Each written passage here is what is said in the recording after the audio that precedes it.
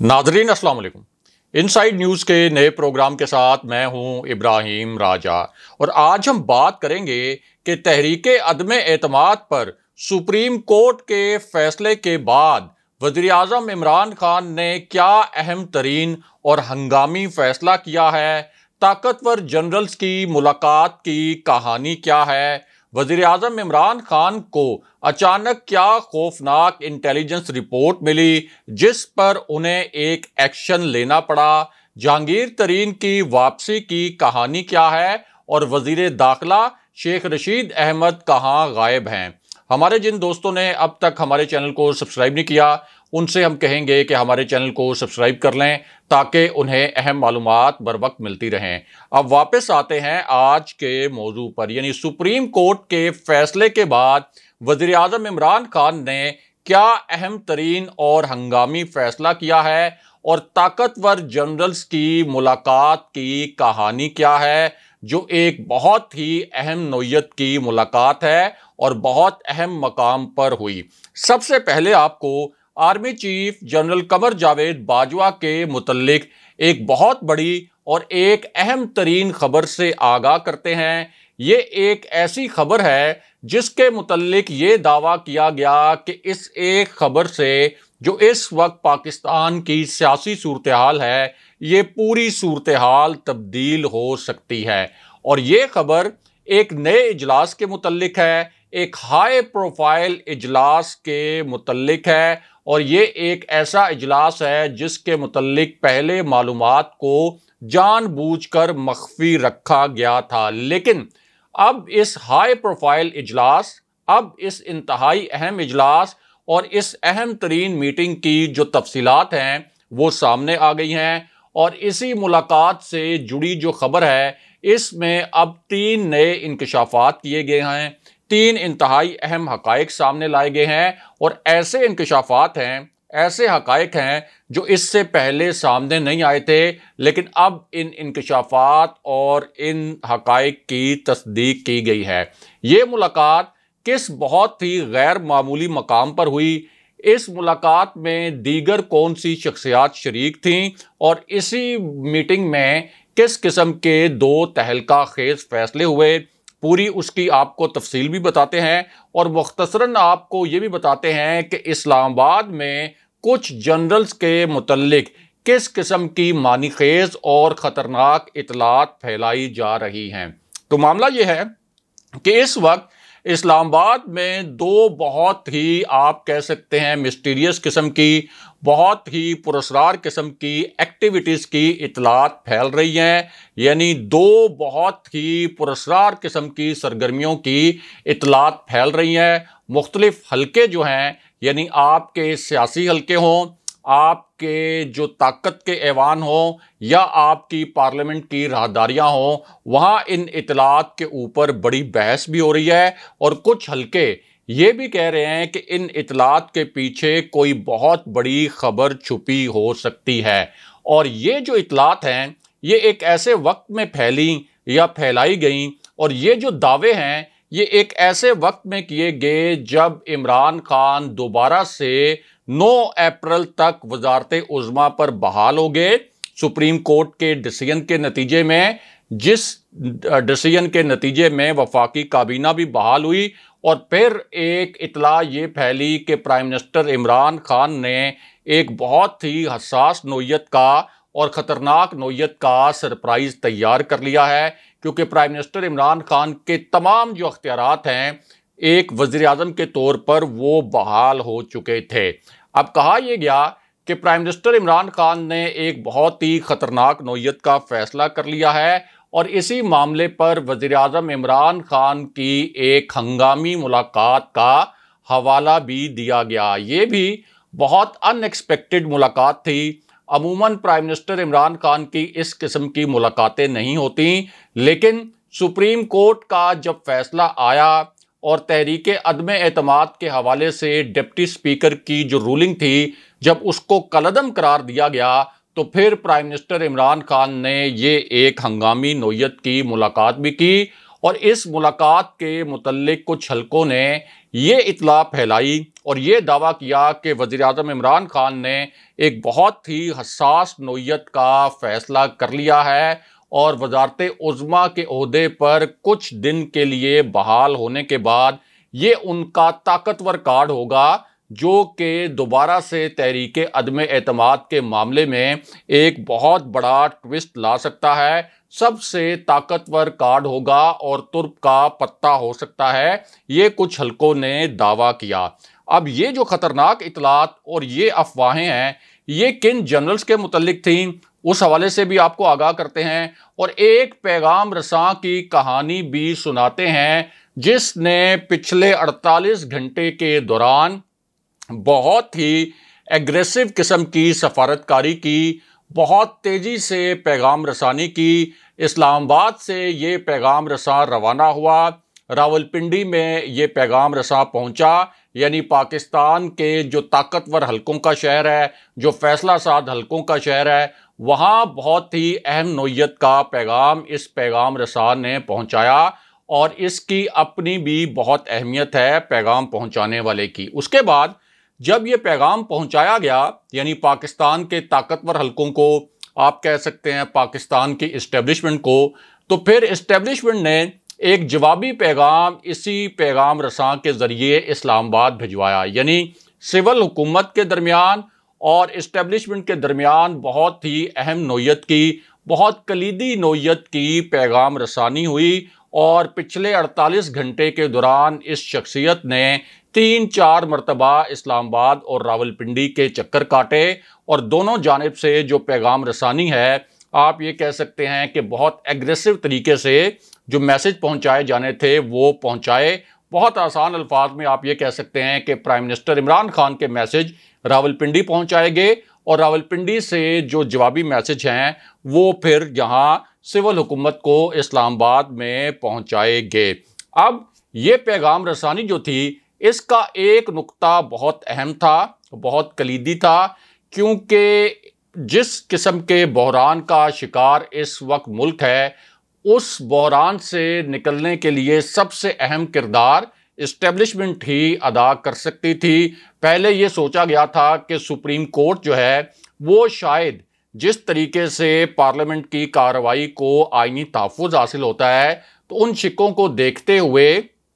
एक फैसला करेगी कि ठीक है, अब अगला इलेक्शन होना चाहिए, जो इससे पहले हो गया सो हो गया, लेकिन मुल्क को बहरान से निकालने के लिए अगला इलेक्शन ज़रूरी है। इस वजह से जब ये सुप्रीम कोर्ट से भी फैसला तहरीक अदम एतमाद के हवाले से हुकूमत के हक़ में नहीं आया, तो फिर इस पैगाम रसानी की बहुत ज़्यादा अहमियत थी और इस पैगाम रसानी में कोशिश ये की गई कि एक फार्मूला बन जाए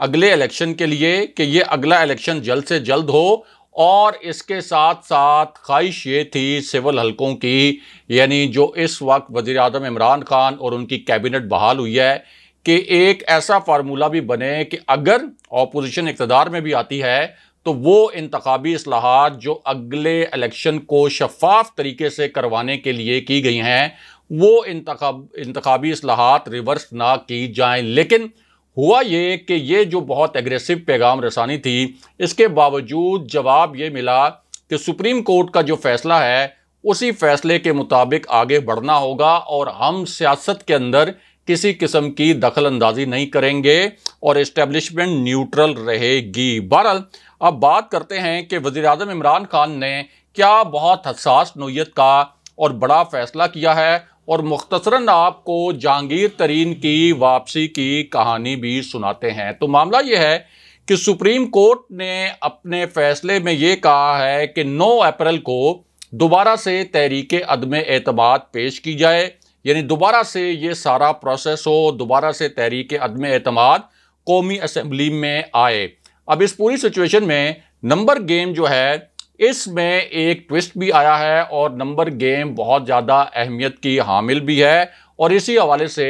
एक बहुत ही पुरस्कार नोयत की जो इंटेलिजेंस रिपोर्ट है, ये वज़ीर-ए-आज़म इमरान खान के टेबल पर रखी गई, क्योंकि नंबर गेम में जो ट्विस्ट आया है उसके बाद ये इंटेलिजेंस रिपोर्ट बहुत ही अहमियत की हामिल थी। अब ये जो रिपोर्ट है, आप कह सकते हैं कि एक बिल्डिंग के मुतल्लिक है, एक इमारत के मुतल्लिक है और एक होटल के मुतल्लिक है, और उस इंटेलिजेंस रिपोर्ट से मुख्तलिफ है जो इससे पहले प्राइम मिनिस्टर इमरान खान तक पहुंची थी और तहरीके इंसाफ की क़यादत तक पहुंची थी। और ये इंटेलिजेंस रिपोर्ट एक सर्विलेंस बेस्ड रिपोर्ट है। एक इमारत की सर्विलेंस की गई थी, उस इमारत की निगरानी की गई थी, वहाँ पर कौन आता है, कौन जाता है, किससे मिलता है। तो ये एक ताज़ा तरीन रिपोर्ट बनाई गई थी जो पहले वाली रिपोर्ट से मुख्तलिफ थी, और ये रिपोर्ट फिर पहुंचाई गई इस्लामाबाद। इस्लामाबाद से ये प्राइम मिनिस्टर इमरान खान के ऑफिस में पहुंची,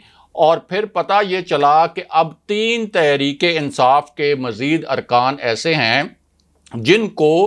पंजाब असम्बली से तोड़ा गया है, यानी अरकान पंजाब असम्बली, और इनको आवारी होटल में कैद किया गया है, या आप कह सकते हैं कि उनकी मर्जी से उनके ज़मीर ख़रीद कर उनको आवारी होटल में रखा गया है ताकि पंजाब में भी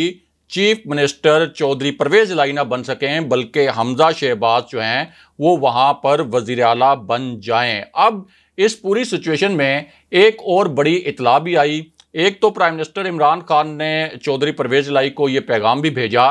कि आपने चीफ मिनिस्टर के लिए जो इलेक्शन है इसमें पूरी एफर्ट करनी है, कोई हार नहीं माननी, जिस तरह से मैंने आखिरी वक्त तक एफर्ट की और कर रहा हूँ। दूसरी जानिब एक बड़ी खबर ये आई कि एक ऐसी सूरत हाल में जब पंजाब की नंबर गेम बहुत अहम है, वफाक की नंबर गेम भी आप कह सकते हैं कि अभी जाहिर है कि अपोजिशन के पास तो नंबर पूरे हैं हॉर्स ट्रेडिंग की वजह से, और जिस किस्म की बैरूनी साजिश का सामना करना पड़ा प्राइम मिनिस्टर इमरान खान को। लेकिन इस पूरी सिचुएशन में अभी भी जहांगीर तरीन ग्रुप का जो किरदार है वो बहुत ही अहमियत का हामिल है, चाहे वो पंजाब हो चाहे वफाक हो, ख़ास तौर पर पंजाब में। और इसी पूरी सिचुएशन में जहांगीर तरीन के मुतल्लिक अब ऐलान किया गया है कि वो भी पाकिस्तान आ रहे हैं। बहरहाल अब बात करते हैं कि वज़ीर आज़म इमरान खान ने क्या अहम तरीन फ़ैसला किया, और मुख्तसरन आपको army chief general Qamar Javed Bajwa के मुतल्लिक भी एक अहम तरीन ख़बर से आगाह करते हैं। बहुत बड़ी ये ख़बर है, और इस खबर के मुतल्लिक अब कुछ नए इंकशाफात किए गए हैं, कुछ नए हक़ाइक़ सामने लाए गए हैं, क्योंकि ये जो खबर है ये एक बहुत ही हसास नौइयत के इजलास के मुतल्लिक है, एक गैर मामूली मकाम पर होने वाली गैर मामूली मुलाकात के मुतल्लिक है। इसका एजेंडा बहुत ज़्यादा अहम था। जो इस्टेब्लिशमेंट है और आपके ताकतवर हलके हैं ये पिछले 48 से 72 घंटों में बहुत ज़्यादा एक्टिव थे, क्योंकि एक तरफ तो सुप्रीम कोर्ट में केस लगा हुआ था, दूसरी जानिब मुल्क की मईशत जो है वो डूब रही थी और डॉलर जो है वो 188 रुपये से भी ऊपर चला गया था। तो इसलिए इस्टेब्लिशमेंट चाहती ये थी कि अब ये बहरान हल हो, जल्द से जल्द कोई फैसला आए सुप्रीम कोर्ट से भी, और फिर सबसे बड़ी कोशिश ये थी कि ऑपोजिशन को ऑन बोर्ड लेकर एक कंसेंसस बनवा दिया जाए तहरीके इंसाफ के और ऑपोजिशन के दरमियान, यानी एक ऐसा मैकेनिज्म बनाया जाए, एक ऐसा फार्मूला बनाया जाए जिसके तहत ऑपोजिशन और तहरीके इंसाफ एक फार्मूले पर इत्तफाक कर लें। यानी एक जानिब पंजाब में हॉर्स ट्रेडिंग हो रही थी, वफाक में हॉर्स ट्रेडिंग की गई, लेकिन फिर भी एक फार्मूले के ऊपर इत्तफाक बनाने की कोशिश की जा रही थी। और अब पता ये चला है कि army chief general Qamar Javed Bajwa से और इस्टेब्लिशमेंट के कुछ लोगों से ऑपोजिशन के रहनुमाओं की कुछ और मुलाकातें भी हुई हैं। यानी जो मुलाकातें पहले रिपोर्ट हुई, अब पता चला कि कुछ और मुलाकातें भी हुई हैं। जिस तरह से जनरल बाजवा ने इससे पहले शहबाज शरीफ, फजलुर रहमान और आसिफ अली जरदारी के सामने ये तजवीज़ रखी थी कि अब जो हो गया सो हो गया, अब फौरी इलेक्शन होने चाहिए। लेकिन उस वक्त शहबाज शरीफ और फजलुर रहमान तो मान गए, लेकिन आसिफ अली जरदारी फौरी इलेक्शन पर नहीं माने थे, क्योंकि वो सिंध में अपना जो टेन्योर है वो पूरा करना चाहते हैं, और जानने वाले जानते हैं कि उसकी वजह यह है कि वो मज़ीद 1.5 साल तक सिंध को निचोड़ना चाहते हैं। लेकिन यहाँ बहुत बड़ी खबर एक और भी है, और ये खबर है प्राइम मिनिस्टर इमरान खान के एक गैर मामूली फैसले के मुतल्लिक, क्योंकि सुप्रीम कोर्ट का फैसला आने के बाद प्राइम मिनिस्टर इमरान खान ने अपने जो सबसे करीबी वज़रा थे